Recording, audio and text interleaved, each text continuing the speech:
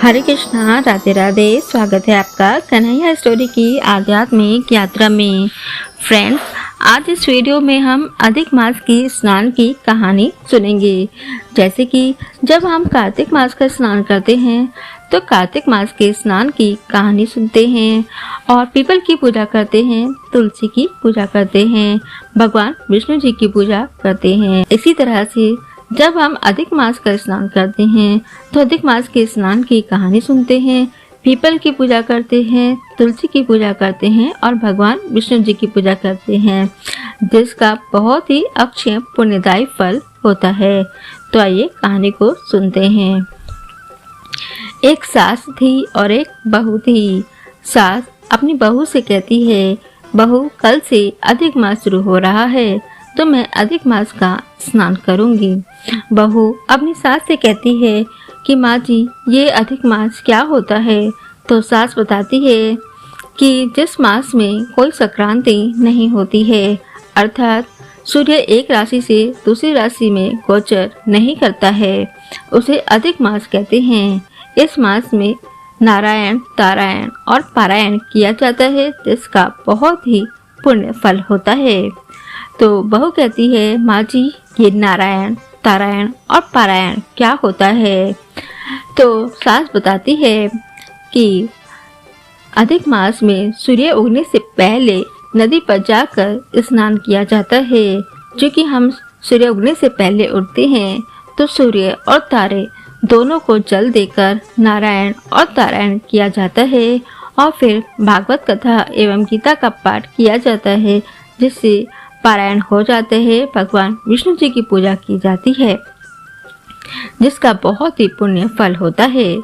तो बहू कहती है, माँ जी, मैं भी अधिक मास का स्नान करूंगी, नारायण, तारायण और पारायण करूंगी।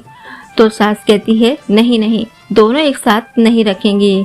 अगर दोनों एक साथ रखेंगे तो घर का काम कौन करेगा?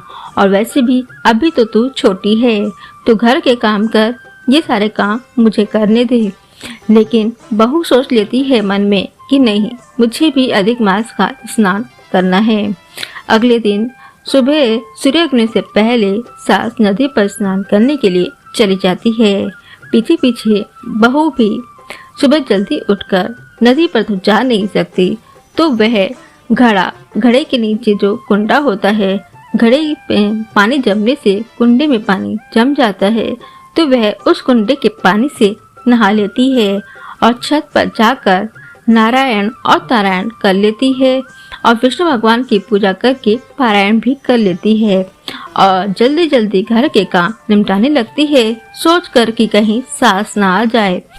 और फिर वह कुएं पर पानी भरने के लिए चली जाती है। जैसे ही वह अपना बेवड़ा उठाने लगती है तो उसका बेवड़ा नहीं उठता है। बहू कहती है, रोज तो उठ जाता था, आज क्यों नहीं उठ रहा है? वह बहुत कोशिश करती है लेकिन उसका बेवड़ा नहीं उठता है। उधर से एक लड़का जा रहा होता है, तो बहू कहती है, भैया जरा मेरा बेवड़ा उठा दो। तो वह लड़का मीठी सी मुस्कान लिए हुए कहता है, सास नहाए उंडे, बहू नहाए कुंडे, और उसका बेवड़ा उठा देता है। बहू सोचती है कि ये लड़का क्या बोल रहा है, तो उसने सोचा कि मैंने ही कुछ बड़बड़ाते हुए बोल दिया होगा और वह अपना पानी लेकर चल देती है। लेकिन अब तो ये रोज का नियम हो गया, उसका बेवड़ा उठता ही नहीं और रोज वह लड़का उसका बेवड़ा उठा देता और मीठी सी मुस्कान लिए हुए कहता, सास नहाए उंडे, बहू नहाए कुंडे। तो बहू ने पूछा कि आप ये रोज क्या कहते हो, सास नहाए उंडे और बहू नहाए कुंडे? तो लड़का मीठी सी मुस्कान लिए हुए कहता है कि तुम नहाती नहीं हो क्या कुंडे के पानी से? तो बहू कहती है कि तुम्हें कैसे पता? तो वह लड़का कहता है कि मुझे सब पता है। बहू फिर उससे उसका नाम पूछती है, तो वह लड़का अपनी मीठी सी मुस्कान लिए हुए कहता है कि तुम्हें नाम से क्या लेना देना, तुम्हारा काम तो हो गया, बस यही काफी है। तो बहू उसे जिद पकड़ती है लेकिन वह नाम नहीं बताता है। बहू चली जाती है, लेकिन ऐसे ही समय बीतता गया। बहू मन में विश्वास कर लेती है, नहीं, मुझे तो आज नाम जानना ही है। तो वह कुएं पर पानी भरने जाती है और उसी लड़के से मिलती है। तो कहती है कि आपका नाम क्या है? बहुत जिद करने पर वह अपना नाम बताता है कि मेरा नाम दामोदर है। अब बहू उस लड़के को दामोदर के नाम से ही पुकारने लगी। जब अधिक मास का समापन होने को आया तो सास बोली, बहू कल अधिक मास का आखिरी स्नान है, मैं जोड़ा जिमाऊंगी तो 3-4 पकवान बना लेना। बहू सोचती है अधिक मास का स्नान तो मैंने भी किया है, अब मैं किसे जिमाऊं। तो वह यही सोचते हुए कुएं पर पानी भरने के लिए जाती है। वहां पर उसे दामोदर मिलता है। बहू को परेशान देखकर दामोदर पूछता है, बहन क्या परेशानी है। तो बहू सारी बात बता देती है कि मेरी सास जोड़ा जिमाएगी, अब मैं किसे जिमाऊं। तो दामोदर कहता है कि बहन चिंता क्यों करती है, मैं अपनी पत्नी के साथ वहां आ जाऊंगा। तो बहू कहती है कि मैं आपको बुलाने कैसे आऊंगी। तो दामोदर कहता है कि तुम तुलसी वृंदावन में 2 थाली रख देना और घंटी बजा देना, मैं आ जाऊंगा। तो बहू कहती है कि तुम घंटी बजाने से कैसे आ जाओगे। तो दामोदर कहता है कि तू चिंता मत कर, बस तू घंटी बजा देना, मैं आ जाऊंगा। बहू कहती है चलो ठीक है, जो होगा देखा जाएगा। वह ये सब कहकर अपने घर वापस आ जाती है और सुबह जल्दी उठकर 3-4 पकवान बना लेती है और अपनी सास से कहती है, माँ जी खाना तैयार है, जोड़े को बुला लो। सास अपने ब्राह्मण जोड़े को बुला लेती है और आंगन में बिठा देती है।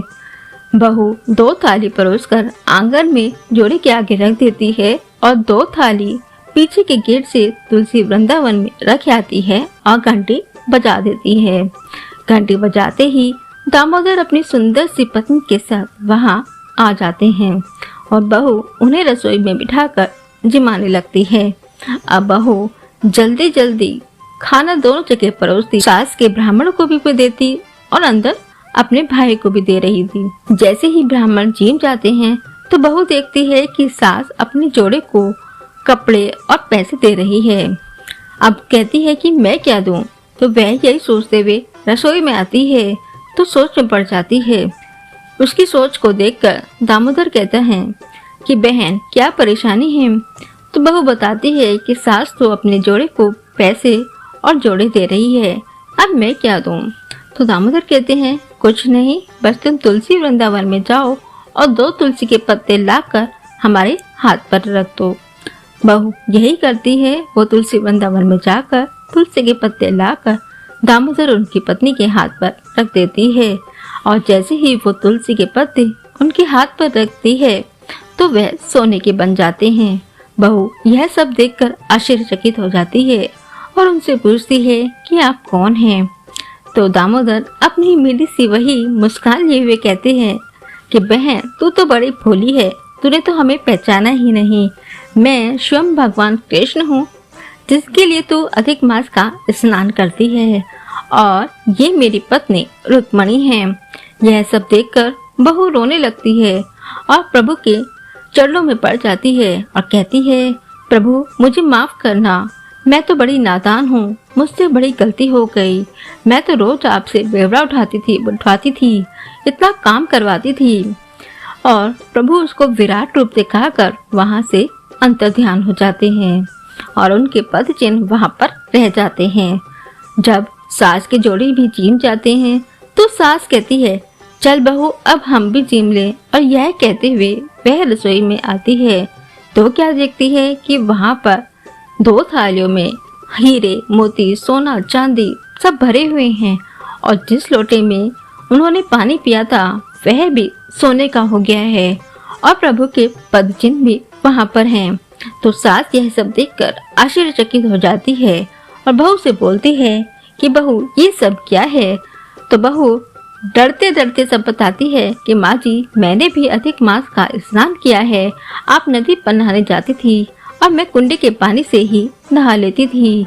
मुझे कुएं के बावड़ी पर एक लड़का मिलता था जिसका नाम दामोदर था, वही यहाँ पर जीमने आया था और वो स्वयं भगवान कृष्ण थे। उनके प्रताप से ही यहाँ पर अन्न के भंडार भर गए हैं।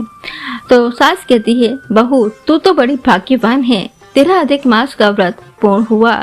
तूने तो हमारे घर में अन्न के भंडार भर दिए हैं, तेरा व्रत तो पूरा हो गया।